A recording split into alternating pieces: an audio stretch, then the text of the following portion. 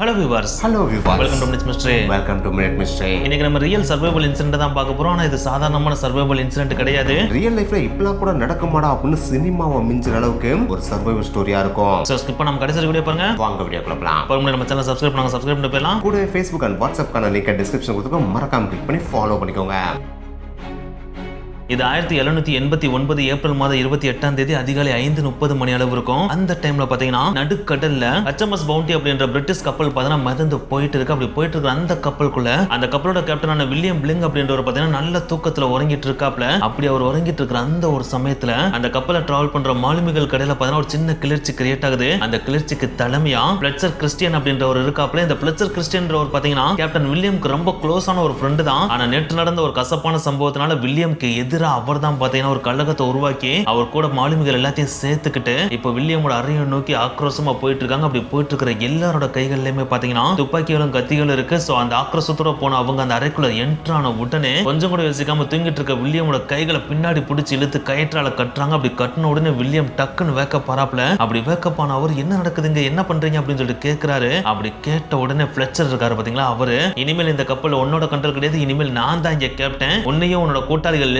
எல்லாத்தையுமே நான் இங்க இருந்து வெளியே அனுப்புறேன் அப்படின்னு சொல்லிட்டு கொஞ்சம் கூட தேங்காம அவனை அப்படியே தூக்குங்கன்னு சொல்லிட்டு தூக்கிட்டு வெளியே கொண்டு வந்து வில்லியம் கதரவா அந்த கப்பல்ல இருந்த 18 பேரையும் மொத்தமா சேர்த்து இனிமேல் இந்த கப்பல்ல உங்களுக்கு இடம் கிடையாது, இந்த கப்பலை விட்டு வெளியே போங்க அப்படின்னு சொல்லி அந்த கப்பலுக்கு வெளியே அவங்க தூக்கி போட்டிருந்த ஒரு சின்ன படகுல பாத்தீங்கன்னா அவங்க எல்லாரையுமே தள்ளி விட்டுறாங்க. அப்படி தள்ளி விடப்பட்ட அந்த படகும் பெரிய படகா அப்படின்னு கேட்டா அதுவும் கிடையாது. அதோட நீளமே மொத்தமே 23 அடி தான் இருந்துச்சு. ஆனா அந்த படகுல தள்ளி விடப்பட்ட நபர்களோட எண்ணிக்கை எவ்வளவு அப்படின்னு கேட்டீங்கன்னா வில்லியம் கேப்டனோட சேர்த்து மொத்தம் 19 பேரை தள்ளி விட்டுருக்காங்க. 19 பேருக்கு வெறும் 23 அடி நீளமுள்ள ஒரு போட் அப்படின்னா அது கண்டிப்பா பத்துமா என்ன? சுத்தமா பத்தவே பத்தாதுல. உட்கார்ந்து இருக்கிறது நெருக்கி உட்கார வேண்டிய சிச்சுவேஷன்ல தான் அவங்க இருக்காங்க. அப்படி அவங்க இக்கட்டான சூழ்நிலை உட்கார்ந்துட்டு இருக்கிற அந்த ஒரு சமயத்துல அவங்களுக்கு தேவையான உணவையாச்சும் அந்த பெரிய கப்பல்ல இருந்தவங்க கொடுத்தாங்களா அப்படின்னு கேட்டா அதுவும் கிடையாது. ரொம்ப சொற்பமான அளவு உணவு அண்ட் தண்ணியை தான் கொடுக்கவே செய்யறாங்க. அவங்க கொடுத்த அந்த தண்ணி அண்ட் உணவை வச்சு மேக்சிமம் 5 நாள் தான் இந்த 19 பேரால உயிர் வாழவே முடியும். சோ அந்த சொற்பமான அளவு ஃபுட்டை மட்டும் கொடுத்துட்டு அங்கிருந்து அவங்க கிளம்பி போயிடுறானுங்க. சோ அப்படி அவங்க கிளம்பி போனதுக்கு அப்புறம் அந்த சின்ன படகுல மாட்டிட்டு இருக்கிற அந்த 19 பேருக்கு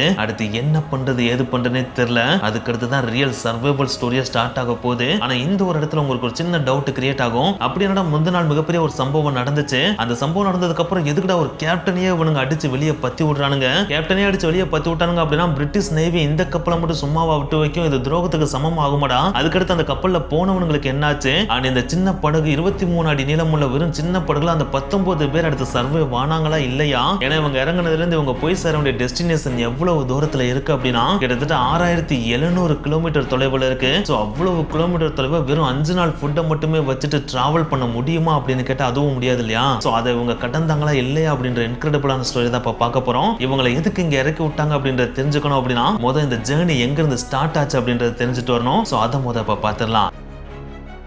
ஓகே, இந்த ஸ்டோரி எங்க ஸ்டார்ட் ஆச்சுன்னு பார்த்தீங்கன்னா 1787 வருஷம் டிசம்பர் மாதம் ஸ்டார்ட் ஆச்சு. அதாவது கேப்டனை கப்பல்ல இருந்து இறக்கி விட்டாங்க பாத்தீங்களா, அதுல இருந்து கிட்டத்தட்ட 1.5 வருடங்களுக்கு முன்னாடி ஸ்டார்ட் ஆச்சு. அந்த மாசம் இங்கிலாந்துல இருக்க போர்ட்ஸ்மவுத் துறைமுகத்துல ஒரு கப்பல் முக்கியமான பயணத்துக்கு ரெடி ஆயிட்டு இருக்கு. அந்த கப்பலோட பேர் தான் HMS பவுண்டி. அப்படி என்னடா முக்கியமான பயணம் அப்படின்னு கேட்டீங்கன்னா அந்த காலகட்டத்துல இங்கிலாந்து எக்கச்சக்கமான கண்ட்ரிஸ் அடிமையா பிடிச்சி வச்சிருந்தாங்க இல்லையா, அதுல ஒன் ஆஃப் த பிளேஸ் தான் கரீபியன் தீவு. சோ அங்க எக்கச்சக்கமான அடிமைகளை அவங்க பிடிச்சி வச்சிருந்தாங்க. அந்த அடிமைகளை நல்லா வேலை வாங்கன்னா அவங்களுக்கு உணவு கொடுக்கணும் இல்லையா, அப்படி கொடுக்கறவங்களும் சீப்பா இருக்கணும்னு அவங்க முடிவும் பண்ணாங்க. பேசாம பிரெட் ஃப்ரூட் மரங்களை நம்ம கரீபியன் தீவுல வளர்த்தோம்னா அந்த பழங்களையே புடுங்கி நம்ம அடிமைகளுக்கு கொடுக்கலாம் அப்படின்னு சொல்லிட்டு முடிவும் பண்றாங்க. அப்படி முடிவு பண்ணோடனே இந்த மரங்களை எங்க இருந்து கொண்டு வரலாம் அப்படின்னு யோசிக்கிறப்ப தென் பசிபிக் பெருங்கடல்ல இருக்க ஒன் ஆஃப் த தீவான தகிதி தீவுல இந்த மரங்கள் அளவுக்கு அதிகமா இருக்கு அப்படின்றத கண்டுபிடிக்கிறாங்க. சோ அந்த தகிதி தீவுக்கு போயிட்டு அங்க இருக்க பிரெட் ஃப்ரூட் மரங்கள் அண்ட் செடிகளை கலெக்ட் பண்ணிட்டு அதை கரீபியன் தீவுல கொண்டு போய் சேர்க்கிறது அந்த HMS பவுண்டியோட முக்கியமான வேலையே. அந்த HMS பவுண்டிக்கு கேப்டனா நியமிக்கப்பட்டவர் தான் வில்லியம் பிளை. இந்த வில்லியம் பிளேயை பத்தி சிம்பிளா சொன்னா இவர் சாதாரண கடற்படை அதிகாரி மட்டும் கிடையாது. இவர் அந்த காலத்திலே உலக புகழ்பெற்ற கேப்டனான ஜேம்ஸ் குக்கோட பணியாற்றினவர். சோ அதனாலே இவர் ஜஸ்ட் மேப்பை மட்டுமே வச்சு எந்த திசையில கப்பலை செலுத்தணும், எப்படி போனா ஈஸியா டெஸ்டினேஷன் அடைய முடியும், அண்ட் இக்கட்டான சூழ்நிலை எப்படி கப்பலை செலுத்தணும் அப்படின்ற எல்லா விஷயத்திலையும் இவர் அத்துப்படியா இருந்தாப்ல. சோ அதனாலதான் இவ்வளவு பெரிய வேலையை வில்லியம் நம்பி பிரிட்டிஷ் ஒப்படைக்கவும் செஞ்சாங்க. சோ அப்படி ஒப்படைக்கப்பட்டோடனே 1787 வருஷம் டிசம்பர் மாசம் 23ஆம் தேதி இங்கிலாந்துல இருந்து இந்த பவுண்டி கப்பலும் கிளம்புது. அப்படி அப்படி கிளம்புன அந்த கப்பல்ல வில்லியமோட சேர்த்து 45 மாலுமிகளும் இருந்தாங்க. அதுல முக்கியமான நபர் தான் நம்ம ஆல்ரெடி பார்த்த ஃபிளெச்சர் கிறிஸ்டியன். எஸ், இந்த ஃபிளெச்சர் கிறிஸ்டியன் பாத்தீங்கன்னா வில்லியமோட ரொம்ப நம்பத்தகுந்த அதிகாரியாவே இருந்தாப்ல, ஏன் க்ளோஸ் ஃப்ரெண்டாவே இருந்தாருன்னு கூட சொல்லலாம். அப்படி இருந்தவர் எப்படி இப்படி மாறினார் அப்படின்ற விஷயத்த நீங்க தெரிஞ்சுக்கணும்னா இன்னும் கொஞ்ச நேரம் எங்க கூட டிராவல் பண்ணுங்க.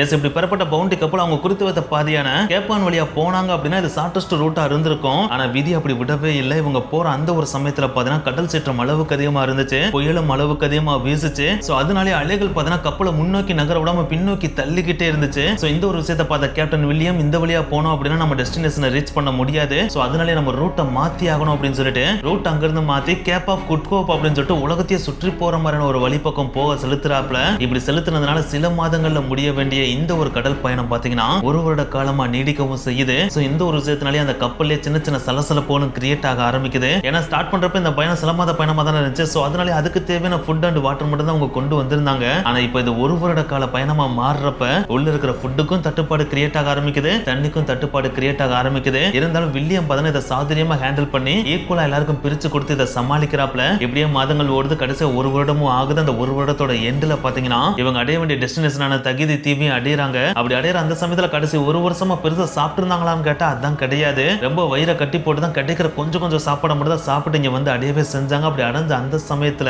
தகிதி தீவை பார்க்கிறப்ப இவங்களுக்கு அது ஒரு சொர்க்க பூமி மாதிரி தெரிஞ்சிருக்கு. ஏன்னா அந்த தகிதி தீவை பார்த்தீங்கன்னா பச்சை பசேர்னு எங்க பார்த்தாலும் புல்வெளிகளும் பனை மரங்களும் தென்னை மரங்களும் பூத்து குலுங்கிட்டு இருந்துச்சு. சோ அதனாலே அங்க இறங்கின உடனே அங்க இருக்கிற மக்கள்கிட்ட போயிட்டு நல்லா பழகி தேவையான அளவு உணவு வாங்கி சாப்பிட்டாங்க, தண்ணீரையும் பருகுனாங்க. அது மட்டும் கிடையாது, அந்த சொர்க்கத்தை அனுபவிச்சுட்டு தான் நம்ம இங்க இருந்து கிளம்பணும் அப்படின்னு சொல்லிட்டு 5 மாதங்கள் வரைக்கும் அந்த தீவுல தங்கி அந்த தீவை நல்லாவே அனுபவிக்கிறாங்க. அது சாப்பாடு தண்ணி பானம் அதுல மட்டும் கிடையாது, பெண்கள் கிட்டே ரிலேஷன்ஷிப்பை கிரியேட் பண்ணி அவங்க கிட்ட காதல் வயப்பட்டும் காதல் வயப்படாமையும் அவங்களோட உறவுகளும் வச்சுக்கிறாங்க. சோ இப்படி 5 மாத காலங்கள் முடிகிற வரைக்கும் வில்லியம் இதை பெருசா கண்டுக்கிறவே இல்லை. ஆனா ஒன்ஸ் 5 மாதம் முடிந்த உடனே இதுக்கு மேலே நம்ம இங்க தங்கியிருந்தோம் அப்படின்னா நம்ம வேலை கட்டு போயிடும். சோ உடனே நம்மளுக்கு தேவையான பிரெட் ஃப்ரூட் செடிகள் அண்ட் ட்ரீஸ் எல்லாத்தையுமே கலெக்ட் பண்ணுங்க அப்படின்னு சொல்லிட்டு கலெக்ட் பண்ண சொல்றாப்ல. அப்படி கலெக்ட் பண்ண சொல்றப்ப அந்த மாலுமிகள் எல்லாமே கொஞ்சம் சோம்பேறித்தனம் படுறாங்க. அந்த சமயத்துல தான் வில்லியம் கராரா இறங்குறாப்ல. ஏன்னா இந்த வில்லியமோட கேரக்டரை பத்தி சொல்லணும் அப்படின்னா இவர் பெருசா தனக்கு கீழே வேலை பார்க்குற யாரையும் அடிக்க மாட்டாப்ல, ஆனா வார்த்தைகளால கொல்லுவார் அப்படின்னு சொல்லலாம். ஏன்னா ரொம்பவே கராரா அவர் பேசுவாராம். அதுவும் பேசுற ஒவ்வொரு சொல்லும் பார்த்தீங்கன்னா நெஞ்சில அம்ப பாய்ச்சுற மாதிரி ரொம்ப கொடூரமான வார்த்தைகளை யூஸ் பண்ணுவாரு. சோ அந்த அளவுக்கு கராரான வார்த்தைகளை சொல்லி வேலையை வாங்க ஆரம்பிக்கிறாப்ல. சோ இந்த ஒரு விஷயமே அந்த மாலுமிகளுக்கு இடையில பார்த்தீங்கன்னா அந்த தீவிலேயே ஒரு சின்ன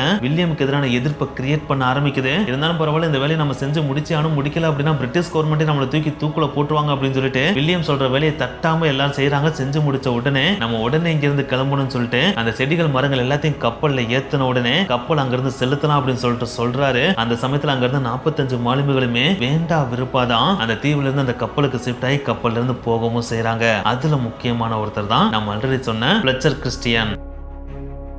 எஸ், ஃபிளெச்சர் கிறிஸ்டியன் பார்த்தா அந்த தீவுல இருந்த ஒரு பெண் கூட காதல் வயப்பட்டிருந்தாரு. அவருக்கு அங்கிருந்து வர விருப்பமே இல்ல. இருந்தாலும் வில்லியமோட கராரான பேச்சினால வேற வழியே இல்லாம கப்பல் ஏறி டிராவல் பண்ண ஆரம்பிக்கிறாரு. அப்படி டிராவல் பண்ணி போயிட்டு இருக்கிறப்ப ஒரு சின்ன பிரச்சனையும் கிரியேட் ஆக ஆரம்பிக்குது. ஏன்னா அந்த 45 மாலுமிகளுக்கு தேவையான அளவுக்கு தண்ணி அண்ட் ஃபுட் எல்லாத்தையுமே பார்த்தா அந்த தீவுல இருந்து கலெக்ட் பண்ணிட்டு தான் இப்ப அந்த போட்ல போறாங்க. ஆனா அப்படி போக ஆரம்பிக்கிறப்பதான் வில்லியம்கே தெரிய வருது, இங்க இருக்கிற தண்ணி நம்மளுக்கு மட்டும் கிடையாது, நம்ம கொண்டு போய் சேர்க்க வேண்டிய பிரெட் ஃப்ரூட் ட்ரீஸ் அண்ட் செடிகள் அதையும் நம்ம வாடாம கொண்டு போய் சேர்க்கணும் அப்படின்னா அதுங்களுக்கும் நம்ம தண்ணி ஊத்தி ஆகணும்ன்றது அதுக்கப்புறம் தான் யோசிக்கிறாரு. சோ அதனாலேயே இப்ப நம்ம இருக்கிற தண்ணியில பாதி தண்ணி தான் நம்மளுக்கு, மீதி தண்ணி செடிகளுக்கும் மரங்களுக்கும் தான் அப்படின்னு சொல்லிட்டு கராரா சொல்லிடுறாப்ல. இந்த ஒரு விஷயமும் மாலுமிகளுக்கு இடையில ஒரு மிகப்பெரிய கோபத்தை கிரியேட் பண்ணுது. ஏன்னா தண்ணீர்ல தட்டுப்பாடு ஏற்பட்டாலே இது ஒரு மிகப்பெரிய பிரச்சனை கிரியேட் பண்ணும் அப்படின்றது அவங்களுக்கு நல்லாவே தெரியுது. சோ அதனாலேயே வில்லியம் மேல அவங்களுக்கு இருக்கிற கோபம் இன்னும் கொஞ்சம் அதிகமாகுது. அப்படி கோபம் அதிகமாயிட்டு இருக்கிற அந்த ஒரு சமயத்துல இன்னொரு பிரச்சனை அங்க வருது. எஸ், அந்த கப்பல்ல சாப்பிடுறதுக்கும் குடிக்கிறதுக்கும் பார்த்தீங்கன்னா சில தேங்காய்கள் அவங்க எடுத்து வந்திருந்தாங்க. அப்படி எடுத்து வந்திருந்த அந்த தேங்காயில சில தேங்காய்கள் அடிக்கடி காணாம போகுது அப்படின்றத வில்லியம் கண்டுபிடிக்கிறாப்ல. அப்படி கண்டுபிடிச்ச உடனே அந்த 45 மாலுமிகளையும் மொத்தமா ஒரே இடத்துல நிப்பாட்டி வச்சு எல்லாரையும் கேவலமா திட்டுறாப்ல. அதுலயே முக்கியமா ஃபிளெச்சர் கிறிஸ்டியன் இருக்காப்ல பாத்தீங்கன்னா அவர் தன்னோட ஃப்ரெண்டுன்னு கூட பார்க்காம அவரை முன்னாடி நிப்பாட்டி வச்சு கேவலமா திட்டுறாப்ல.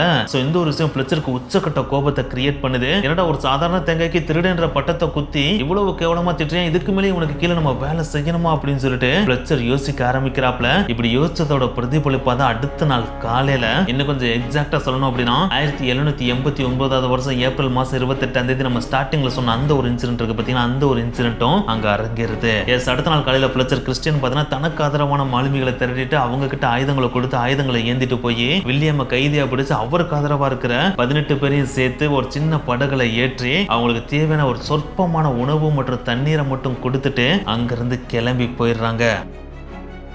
அப்படி கொடுத்த உணவு எவ்வளவு கொடுத்திருந்தாங்கன்னு பாத்தீங்கன்னா வெறும் 150 பவுண்ட் ரொட்டி, வெறும் 16 துண்டு உப்புல ஊற வச்ச பன்றியோட இறைச்சி, வெறும் 105 லிட்டர் நல்ல தண்ணி, கொஞ்சம் ரம் அப்படின்னு சொல்லிட்டு இவ்வளவுதான் கொடுத்திருந்தாங்க.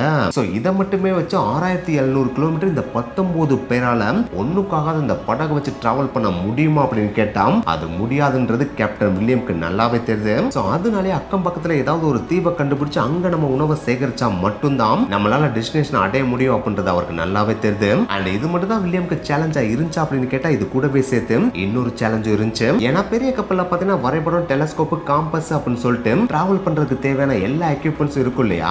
ஆனா அது எல்லாத்தையுமே இவர்கிட்ட கொடுத்துட்டு போனாங்களான்னு கேட்டா அதுவும் கிடையாது. இவர் இந்த சின்ன படகுல ஏத்தி அனுப்புறப்ப இவருடைய விசுவாசி போய் வரைபடத்தை எடுக்க ட்ரை பண்ணுவாப்ல. ஆனா அதை அந்த பிளச்சரோட ஆளுங்க புடுங்கி வச்சுட்டு தான் அனுப்பி விடுவானுங்க. ஆனா அதிர்ஷ்டவசத்துக்கு வில்லியம் தூங்கிட்டு இருக்கப்ப சட்டையை போட்டே தூங்கிட்டு இருந்தாப்ல. அவருடைய சட்டையில பாத்தீங்கன்னா ஒரு பாக்கெட் வாட்ச் வச்சிருந்தாப்ல, ஒரு காம்பஸ் வச்சிருந்தாப்ல, செக்ஸ்டன்ட் அப்படின்ற ஒரு கருவியும் வச்சிருந்தாப்ல.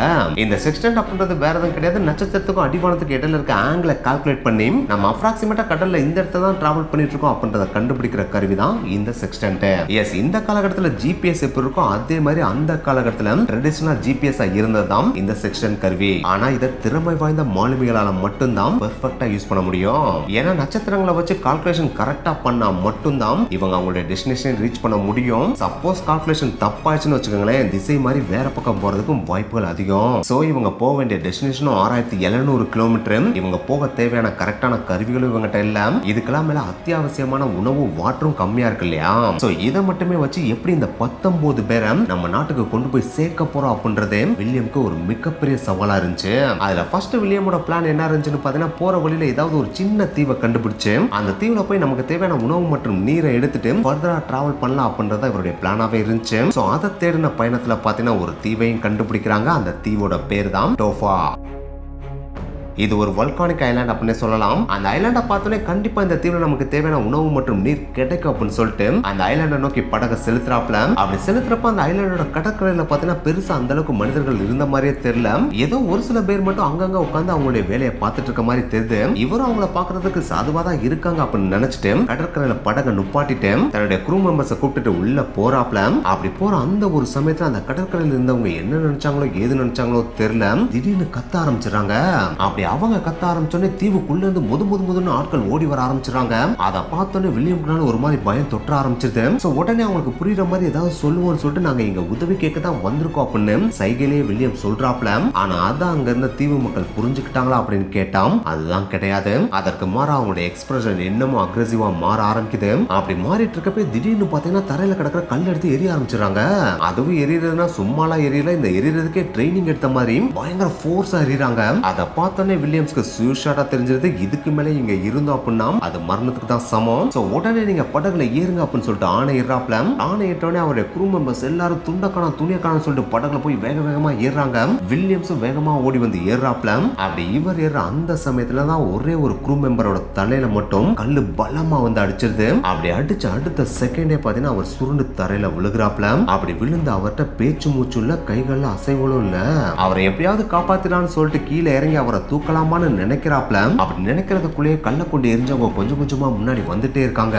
அதை பார்த்தோன்னே இந்த டைம்ல நம்ம எடுக்கிற ஒரு சிறிய தவறான முடிவு நம்ம கூட இருக்கிற 17 பேரோட உயிருக்கும் ஆபத்தா முடிஞ்சிடும் சொல்லிட்டு வேற வழியே இல்லாம அந்த ஒருத்தரை மட்டும் அப்படியே விட்டுட்டு படகை கடலை நோக்கி செலுத்துங்க அப்படின்னு சொல்லி ஆணையிடுறாப்ல. அந்த படகும் கடலை நோக்கி போக ஆரம்பிக்குது. இந்த ஒரு பயணத்துல பாத்தீங்கன்னா அந்த அடிபட்டவர் இறந்தே போயிறாரு. அவருடைய பேரு ஜான் நார்டன். இந்த ஒரு துயர சம்பவம் பாத்தீங்கன்னா வில்லியம்ஸ்க்கு ஒரு மிகப்பெரிய பாடமா அமையுது. சோ அந்த டைம்ல தான் வில்லியம் ஒரு முடிவும் எடுக்கிறாப்ல. இனிமேல் என்ன நடந்தாலும் சரி நம்ம எந்த ஒரு தீவுக்குள்ளேயும் போகவே கூடாது. ஏன்னா எந்த தீவுல மக்கள் எப்படி இருப்பாங்க அப்படின்றத நம்மளால கெஸ் பண்ணவே முடியாது. நம்ம பாதுகாப்பா ஓரளவுக்காவது உயிரோட ஊருக்கு போய் சேரணும்னா டெஸ்டினேஷன் நோக்கி பயணிக்கிறது மட்டும்தான் ஒரே வழி அப்படின்னு முடிவு பண்றாப்ல. சரி அதெல்லாம் ஓகே, எப்பறம் நேர்ல பார்த்த மாதிரி ஒவ்வொரு சீனையும் இன்ச்சு பை இன்ச்சா அழகா சொல்றீங்க அப்படின்னு நீங்க கேட்கலாம். இதை நாங்களா சொல்ல வில்லியம்ஸே பின்னாட்கள் இந்த கடல் பயணத்துல சந்திச்ச ஒவ்வொரு நிகழ்வுகளையும் ஒரு சுயசரிதையாவே எழுதி வெளியிடவும் செஞ்சிருக்காப்ல.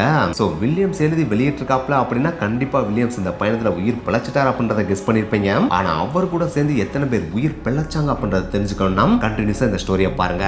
சினிமேல தான் வில்லியம்ஸ் பிளஸ் அவரோட குரூ மெம்பர்ஸ் 17 பேருக்கு பார்த்தீங்கன்னா ரியல் சர்வைவல் ஸ்டோரியே ஸ்டார்ட் ஆக போகுது. அதுக்காக இந்த சர்வைவல் ஸ்டோரி இவங்களுக்கு மட்டும் கிடையாது, இவங்களுக்கு துரோகம் பண்ண அந்த கப்பல்ல இருந்தவங்க இருக்காங்க பாத்தீங்களா, ஃபிளெச்சர் அண்ட் அவங்களோட டீம், அவங்களுக்குமே இது ஒரு மிகப்பெரிய சர்வைவல் ஸ்டோரியா தான் மாறப்போகுது. ஏன்னா துரோகம் பண்ணது தெரிஞ்ச உடனே இங்கிலாந்து கவர்மெண்ட் அவங்கள வேட்டையாடுறதுக்கு ஒரு குழு அனுப்பிடுவாங்க. அவங்க இருந்து தப்பிச்சு ஓடுறதுக்கு அவங்க என்னென்னலாம் பண்ணாங்க அண்ட் அவங்க தப்பி பிழைத்தாங்களா அது கூடயே சேர்த்து நம்ம வில்லியமோட சேர்ந்த 18 பேர் அவங்களோட டெஸ்டினேஷனை ரீச் பண்ணாங்களா இல்லையா அப்படின்ற இன்கிரெடிபிளான ஒரு சர்வைவல் ஸ்டோரியை பார்க்கணும் அப்படின்னா அடுத்த பார்ட்டுக்கு வெயிட் பண்ணுங்க. அந்த பார்ட் நீங்க எதிர்பார்க்கறத விட வேற லெவல்ல இருக்கும்.